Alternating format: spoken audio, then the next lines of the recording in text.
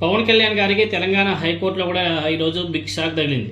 ఏదైతే తెలంగాణ గవర్నమెంట్ పవన్ కళ్యాణ్ గారి సభకు అనుమతి ఇవ్వలేదో దానికి సపోర్ట్ చేస్తూ తెలంగాణ హైకోర్టు కూడా పవన్ కళ్యాణ్ గారికి పర్మిషన్ ఇవ్వలే. వీళ్ళు వేసినటువంటి హౌస్ మోషన్ పిటిషన్ని తిరస్కరించింది తెలంగాణ హైకోర్టు. సో తర్వాత పవన్ కళ్యాణ్ గారు ఈరోజు తన ఇంట్లోనే ప్రెస్ మీట్ పెట్టి తెలంగాణ ఏమన్నా మీ జాగీరా అని చెప్పేసి మాట్లాడాడు. దానికి తెలంగాణ పీపుల్స్ కూడా తెలంగాణ మీ జాగీర్ కాదు, తెలంగాణ మా జాగీరే. నువ్వు తెలంగాణ విడిపోయినప్పుడు, రాష్ట్ర విభజన జరిగినప్పుడు 11 రోజులు అన్నం మానేశాను తెలంగాణ రాష్ట్రం విడిపోయినందుకు బాధేసి అని చెప్పేసి మాట్లాడాను.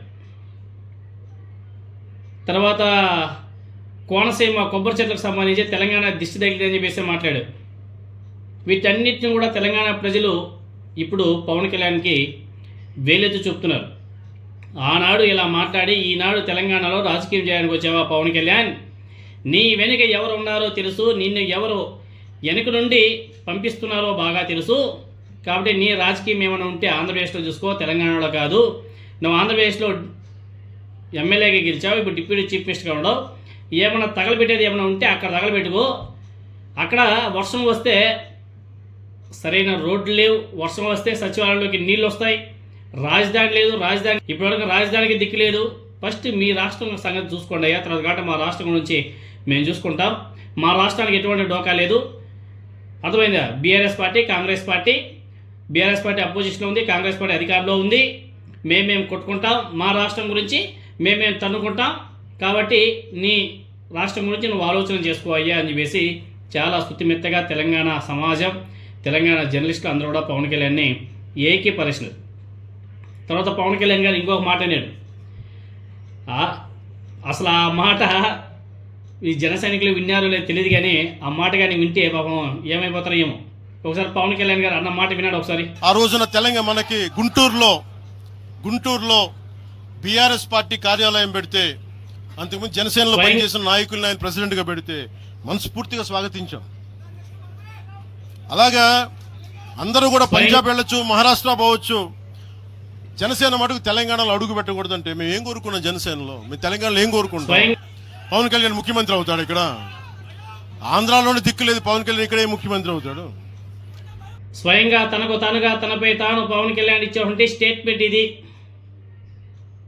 కేసీఆర్ బీఆర్ఎస్ పార్టీ పెట్టి ఆంధ్రాలో పార్టీ స్థాపించినప్పుడు స్వాగతించేటువంటి వ్యక్తిని నేను. అలాంటి నేను తెలంగాణలో అడుగు పెట్టకూడదా? అయినా నేను తెలంగాణలో ఏం కోరుకుంటాను? పవన్ కళ్యాణ్ తెలంగాణలో ముఖ్యమంత్రి అవుతాడా?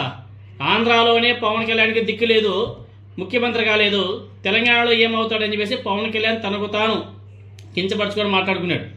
ఆంధ్రప్రదేశ్లో ముఖ్యమంత్రి కాలేకపోయారనే ఆవేదనలో పవన్ కళ్యాణ్ ఇలా తెలంగాణ గడ్డ మీద వెళ్ళగక్కుతున్నాడంటే పవన్ కళ్యాణ్లో ప్రెస్టేషన్ అయితే చాలా పీక్ లెవెల్లోనే ఉంది. దీనికి కారణం పక్క రాష్ట్రంలో విజయ్ గారు ముఖ్యమంత్రి కావడమే. దశాబ్దానికి పైగా కష్టపడితే ఉప ముఖ్యమంత్రిని మాత్రమే అవ్వగలిగాననే పాపం పవన్ కళ్యాణ్లో ఒక నిస్పృహ ఆయన కనిపిస్తుంది. అది కూడా 3 పార్టీలతో కలిసిన తర్వాత ఎమ్మెల్యేగా గెలిచి డిప్యూటీ చీఫ్ మినిస్టర్ అయ్యాడు. సింగిల్గా పోటీ చేసుకుంటే అది కూడా లే. సో తెలంగాణ ఆవిర్భావ దినోత్సవం సందర్భంగా ప్రజలకు శుభాకాంక్షలు తెలిపినట్టు పవన్ కళ్యాణ్ గారు తను తెలంగాణ రాజకీయాల్లో క్రియాశీలక శక్తిగా అవతరించలేనని పరోక్షంగా అంగీకరించాడు. అయితే తను ప్రజల్ని చైతన్యవంతుల్ని చేయగలను, ఆ భయంతోనే నాయకులు కొంతమంది తన మీద విమర్శలు చేస్తున్నారని చెప్పేసి పవన్ కళ్యాణ్ గారు ఆరోపించారు. ఆయన అంటే 1%, 2% ఓట్ షేర్ అయితే ఏం చేయగలడని. ఆంధ్రప్రదేశ్లో 6% ఓట్ షేర్ ఉంటే ఆయన ఏం చేయలేకపోయాడు. తెలంగాణలో ఏమీ లేని చోట ఏం చేయగలడు? పోయిన ఎన్నికల్లో పోటీ చేశారు కదా, పరిస్థితి మీరు అందరూ కూడా చూశారు కదా. సో ఈ విషయంలో పీకలు కోసుకుంటాం కానీ ఎవరికి భయపడేది లేదు అని చెప్పేసి పవన్ కళ్యాణ్ గారు స్టేట్మెంట్ ఇచ్చాడు. ఇది ఇంకా కామెడీల మీద కామెడీ. పవన్ కళ్యాణ్ గారు ఇటువంటి స్టేట్మెంట్ ఇచ్చి మీరే పరుగు తీసుకుంటున్నారు, మిమ్మల్ని ఎవరు దేకరు. మీరే చెప్పారు, నేను 15 సంవత్సరాలు ఆంధ్రప్రదేశ్లో రోడ్డు మీద దేకితే నన్ను పట్టించుకోలేదు, తెలంగాణలో ఇంకెవరు దేకుతారు చెప్పండి? మిమ్మల్ని ఎవరు దేకాలి అంటే చంద్రబాబు నాయుడు గారు మాత్రమే దేకాలి, ఇంకెవ్వరు దేకలేదు.